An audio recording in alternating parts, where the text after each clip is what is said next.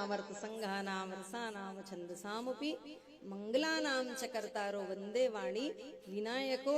गणेश जी और माँ सरस्वती को प्रणाम करते हुए राम कथा का शुभारंभ होता है। रामचरितमानस का परिचय मैं दूं आपको।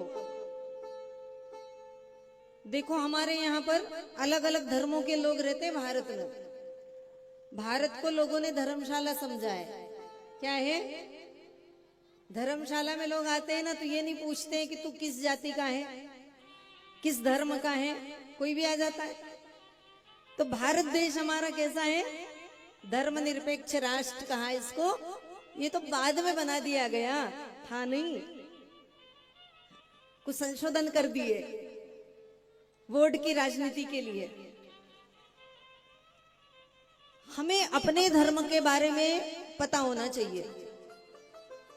पर भारत की दुविधा ये है, भारत का दुर्भाग्य ये है कि भारत में रहने वाले लोगों से पूछो कि मुसलमानों का धर्म ग्रंथ क्या है तो जल्दी से सब बता देंगे। बच्चे बताएंगे क्या है? मुस्लिमों का धर्म ग्रंथ क्या है? बहुत सारे लोग जानते हैं कि कुरान है। ईसाइयों का पूछेंगे तो बता देंगे बाइबिल है, और खुद के बारे में पूछेंगे तो अपना धर्म ग्रंथ कौन सा है, एक दूसरे का मुंह देखने लग जाएंगे कौन सा है। हम वेद के अनुयायी हैं। किसके? वेद के। और वेद कहाँ है? क्योंकि कलयुग है और कलयुग में वेद की भाषा को हर व्यक्ति नहीं जान सकता। तो ऐसे अवतारी महापुरुष हुए देश में, भारत में जन्म लिया और उन्होंने वेद को सरल सहज बना दिया। और वो सरल सहज वेद कहाँ है? बोले वो है रामचरितमानस के अंदर। तो हम किसके अनुयायी हैं? तो हमें कहना है कि हम वेद के अनुयायी हैं। हम किसके पद चिन्हों पर चलते? बोले वेद जो बताता है उस पर चलते हैं हम। वेद ने किसकी स्तुति की? बोले वेद ने प्रकृति की स्तुति की।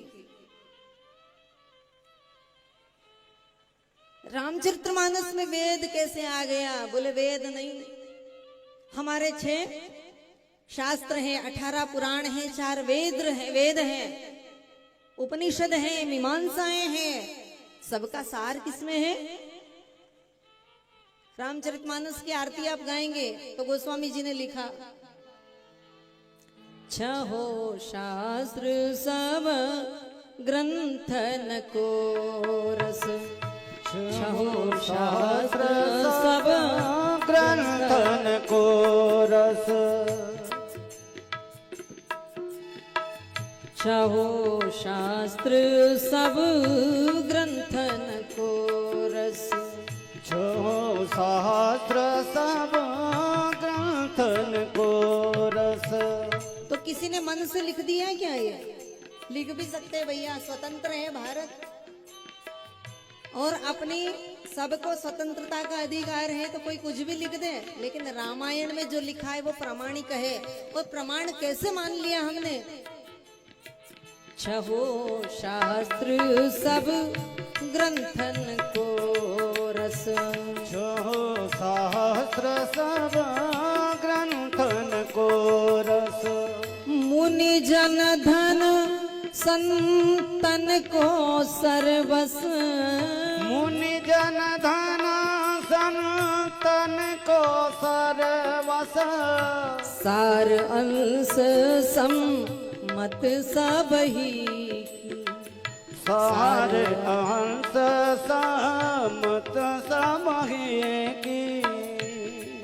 इसलिए कहिए श्री राम जय राम जय जय राम। ओ श्री राम जय राम जय जय राम। श्री राम गाइए सभी, श्री राम जय राम जय जय राम। ओ श्री राम जय राम जय जय राम। श्री राम जय राम जय जय राम। श्री राम जय राम जय जय राम। श्री राम जय राम जय जय राम। श्री राम जय राम जय जय राम। श्री राम जय राम जय जय राम। राम जय राम जय जय राम श्री राम जय राम जय जय राम श्री राम जय राम जय जय राम।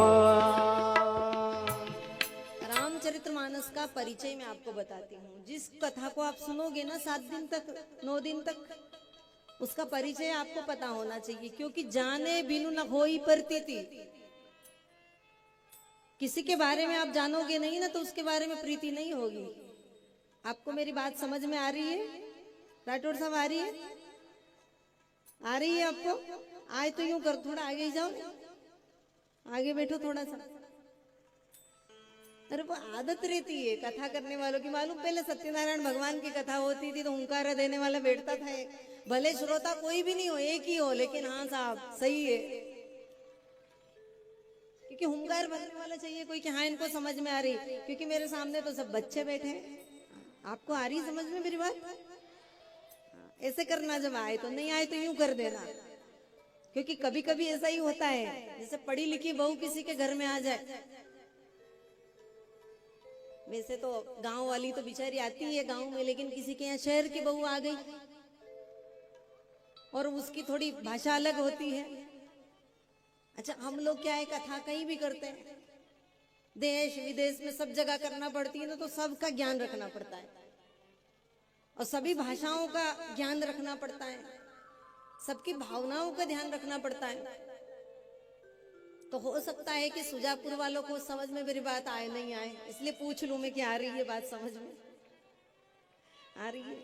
देखो, एक मजे की बात बताती हूँ आपको। एक घर में क्या हुआ कि एक पढ़ी लिखी बहू आ गई, ज्यादा पढ़ी लिखी थी, अपने सुजापुर में। अब उसको सास माता ने बोला, क्योंकि घर में काम था दूध का, तो दूध को जमाते थे, माखन छाछ बनाते थे और माखन निकाल देते थे। अब नई नई बहू थी वो और पढ़ी लिखी थी, ज्यादा जानती नहीं थी। गांव वाली हो तो बेचारी सब समझ जाए, इसका नाम क्या है वो जो निकल आता है ऊपर छाछ के अंदर। आप बताइए, छाछ करते हैं तो क्या आता है ऊपर?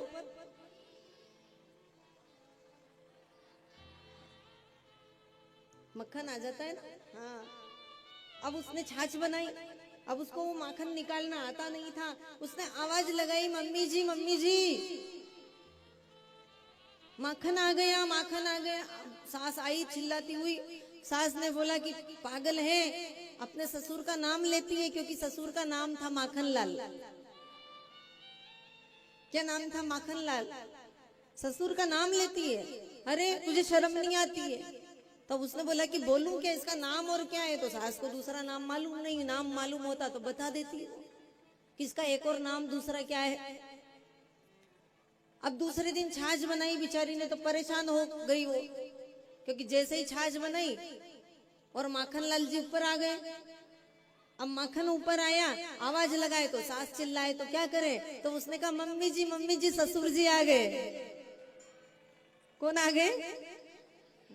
अब समझ में आ जाएगी। तो मेरी बात कभी समझ में नहीं आए आपको तो यूं यूं कर देना कि नहीं आ रही है गुरुजी। आ रही है। जाने बिनु न होई प्रतीति। जिस कथा को हम सुनेंगे उसका परिचय हमें याद होना चाहिए, तब तो प्रीति होगी। इसलिए हर कथा का महात्म्य सुनते हैं। श्रीमद् भागवत कथा होती है तो उसका महात्म्य सुनते हैं पहले दिन, उसके बारे में कि इसकी क्या क्या विशेषता है। तो रामचरितमानस हमारा ऐसा साधारण सा ग्रंथ नहीं है, भाषा बहुत साधारण है उसकी, लेकिन उसके अंदर जो गुणार्थ छुपा हुआ है उसे जानने की आवश्यकता है। अब उसका परिचय मैं आपको बताऊं। छहो शास्त्र सब ग्रंथन को रस गोस्वामी जी ने रामायण में लिखा, सार अंश सम्मत सब ही की। सबने सहमति दी। किसने दी? संतों ने। तुलसीदास जी ने रामायण जब लिखना चालू की, प्रारंभ किया, रामायण लिख रहे थे, तो लिखते समय